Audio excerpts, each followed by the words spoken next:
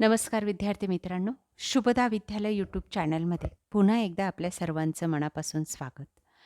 आज आपण इयत्ता 5वीच्या वर्गाचा मराठी विषयाचा तास घेत आहोत आणि या तासाला आपण मराठीची द्वितीय सत्र संकलित मूल्यमापन 2ची प्रश्नपत्रिका चालू शैक्षणिक वर्षासाठी उत्तरासहित सोडवणार आहोत. ही प्रश्नपत्रिका आपल्याला चालू शैक्षणिक वर्षासाठी नक्कीच उपयोगी ठरणारी आहे. असेच सर्व प्रश्न आपल्याला येणार आहेत. यासारख्या मराठी, इंग्रजीची प्रश्नपत्रिका आपल्याला हवी असेल, त्याचबरोबर समाजशास्त्र, परिसर अभ्यास, हिंदी या विषयाच्या द्वितीय सत्राच्या प्रश्नपत्रिकासुद्धा आपल्या चॅनलवर उपलब्ध आहेत. त्या पाहण्यासाठी डिस्क्रिप्शन बॉक्समध्ये दिलेली प्लेलिस्ट अवश्य पहा.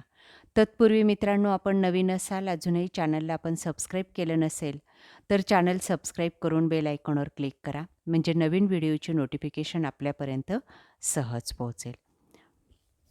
आजच्या तासाला आपण इयत्ता 5वीच्या वर्गाची मराठी विषयाची चालू शैक्षणिक वर्षाची संकलित मूल्यमापन 2ची प्रश्नपत्रिका कशा प्रकारची असणार आहे ते पाहणार आहोत.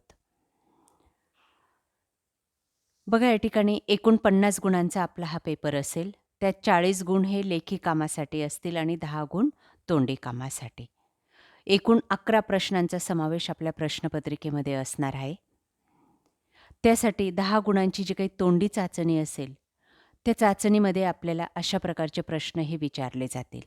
बघा, पहिला प्रश्न, एक परिच्छेद आपल्याला ऐकवला जाईल आणि त्यावर आधारित प्रश्नांची उत्तरं आपल्याला लिहायला सांगितली जातील किंवा तोंडी सांगायला सांगितले जातील 5 गुणांसाठी. बघा, या ठिकाणी एक परिच्छेद दिलेला आहे. त्याचं उत्तर त्या परिच्छेदमध्येच आहे. पहिला प्रश्न असेल, दिलीप कशातून प्रवास करत होता? जादूच्या होडीतून. बघा, या ठिकाणी अंडरलाईन केलेला शब्द आहे, तेच उत्तर आपल्याला सांगायचं आहे. त्यानंतर दुसरं, प्रवास करताना दिलीपने पाहिलेले दृश्य तुझ्या शब्दात सांग. उतार्यामध्ये जे काही दृश्य दिलेलं आहे ते सांगायचं आहे.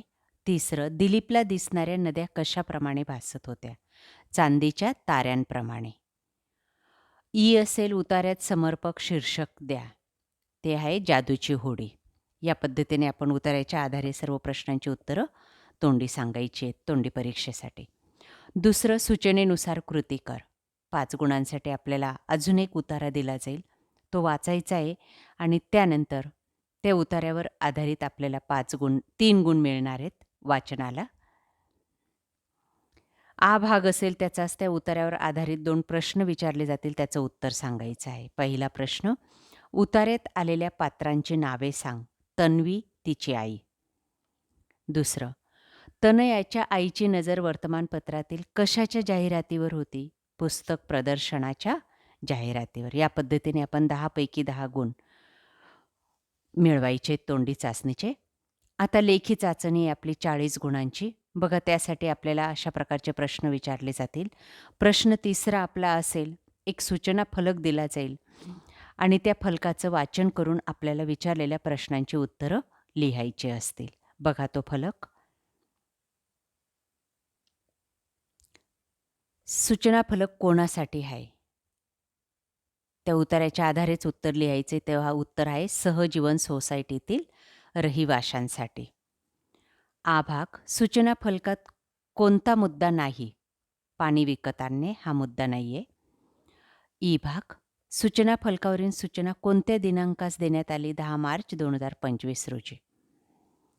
सहजीवन सोसायटीतील रहिवाशांना किती दिवस पुरेल असा पाणीसाठा आहे? 2 दिवस. पाणी वाचवण्यासाठी 2 उपाय सांगा. पाणी जपून व काटकसरीने वापरावे, झाडे लावावीत. या पद्धतीने उत्तर सांगायचं आहे. प्रश्न चौथा बघा आपला, 4 गुणांसाठी. खाली दिलेली माहिती वाच व सूचनेनुसार कृती कर. बघा, ती माहिती वाचायची आहे.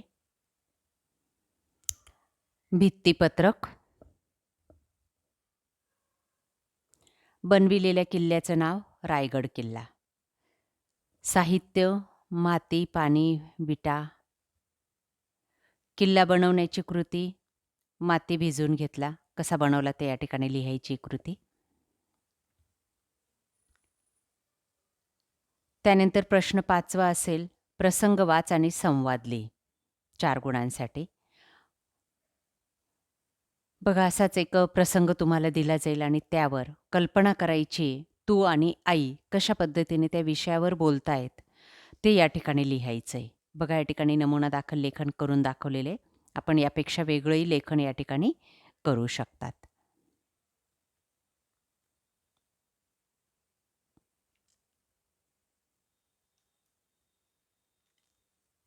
प्रश्न 6वा सूचनेनुसार उत्तरे लिही 6 गुणांसाठी. एक चौकटीत कोडं दिलेलं आहे. त्यापासून आपल्याला शब्द बनवायचे आहेत. एकवचनी शब्द बनवायचा आहे. तो आहे टोपली, पाखरू. अनेकवचनी शब्द खिडक्या, टाळ्या या पद्धतीने आणि 4 गुण मिळवायचे आहेत. कमीत कमी 4-4 शब्द लिहा.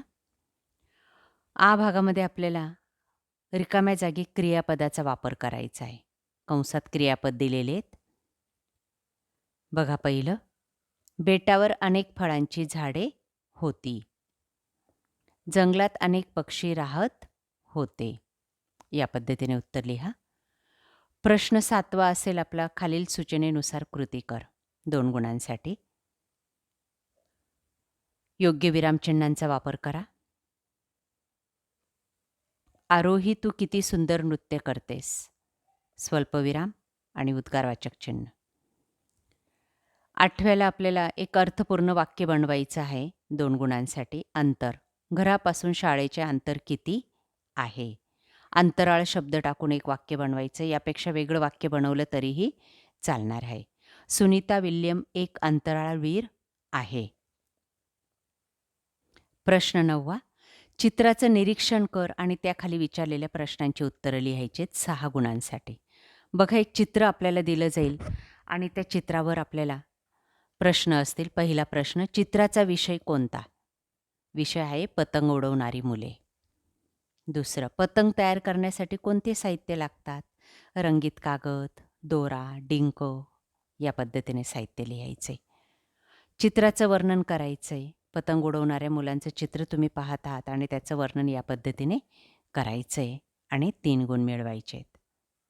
प्रश्न 10वा कविता वाचायची आहे आणि त्यावर आधारित विचारलेल्या प्रश्नांची उत्तरं लिहायची आहेत कोणतेही 5 गुणांसाठी. बघा ती कविता.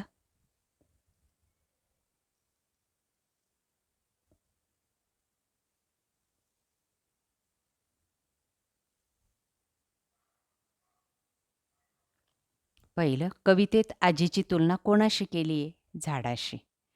अचूक उत्तर लिहायचे आणि 1 गुण मिळवायचे. आमध्ये बघा 4 गुणांसाठी. कवितेत आजीचा प्रेमळपणा दर्शवणाऱ्या कृती. खाऊ देणे, गोष्ट सांगणे, अंगाई गीत गाणे आणि नातवंडांना कुशीत घेणे. या पद्धतीने 4 कृती लिहा.